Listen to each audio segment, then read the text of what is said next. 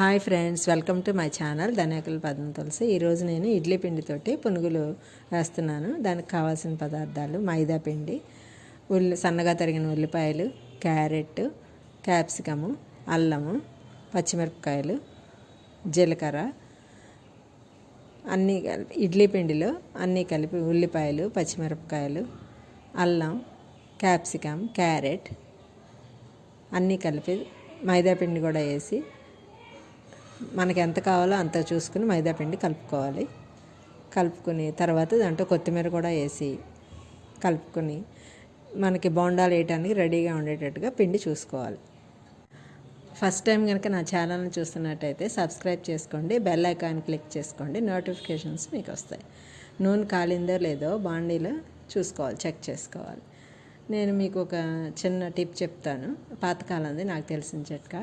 ఇడ్లీ పిండి అప్పటికప్పుడు రుబ్బి వెంటనే వేయటానికి కుదరదు కదా, పులిస్తేనే కదా ఇడ్లీ బాగుంటుంది. దానికోసమని మనం ఒక తమలపాకు తీసుకుని దాని మీద నెయ్యిలో ముంచిన ఒత్తి పెట్టి ఆ పిండి మీద పెట్టి వెలిగించి మూత పెట్టి ఒక 2 నిమిషాలు అయిన తర్వాత మూత తీసేసి దీపం అది ఆర్పేసి మళ్ళీ మూత అలాగే పెట్టేసి ఒక 2 గంటలు ఉంచితే ఇడ్లీ పిండి పులుస్తుంది. అప్పుడు మనం ఇడ్లీ వేసుకోవడానికి కూడా బాగుంటుంది.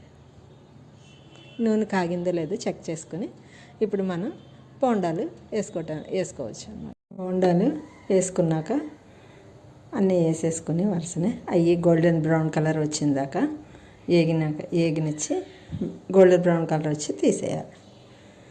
వేడివేడిగా ఉండి బోండాలు రెడీ. మీకు తెలిసిన రెసిపీస్ ఏమన్నా ఉంటే షేర్ చేసుకోండి, నేను మా సబ్స్క్రైబర్స్కి షేర్ చేస్తాను. వీడియో ఎలా ఉందో చూసి షేర్ చేయండి, లైక్ చేయండి, కామెంట్ చేయండి.